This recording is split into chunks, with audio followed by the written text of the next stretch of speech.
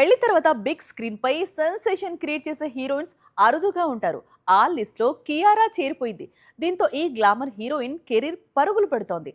Toxic తర్వాత కూడా మరో రెండు క్రేజీ పాన్ ఇండియా ప్రాజెక్టుల్లో కనిపించబోతోందట.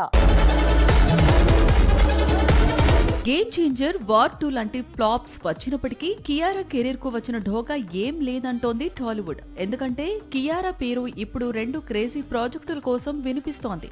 ఒకటి రామ్ చరణ్ మూవీ, మరొకటి ఎన్టీఆర్ సినిమా. బాలీవుడ్ లో కియారా కెరీర్ క్లోజింగ్ కు వచ్చేసింది. ప్రస్తుతం ఈ బ్యూటీ చేతిలో టాక్సిక్ అనే మూవీ మాత్రమే ఉంది. దీంతో కెరీర్ లో కియారా టెన్షన్ పెట్టుకుంది. కానీ కియారాకు మరో ఛాన్స్ ఇవ్వాలని టాలీవుడ్ డిసైడ్ అయినట్లు వార్తలు వినిపిస్తున్నాయి. సుకుమార్ దర్శకత్వంలో రామ్ చరణ్ నటించే కొత్త చిత్రంలో ఇద్దరు హీరోయిన్స్ కు స్కోప్ ఉందని సమాచారం. ఒక హీరోయిన్ గా రష్మిక, మరో కథానాయిక కియారా పేరు పరిశీలనలో ఉంది. అదే నిజమైతే వినయ విధేరామ, గేమ్ చేంజర్ తర్వాత ఈ మెగా కాంబో రిపీట్ అవుతున్నట్లే లెక్క.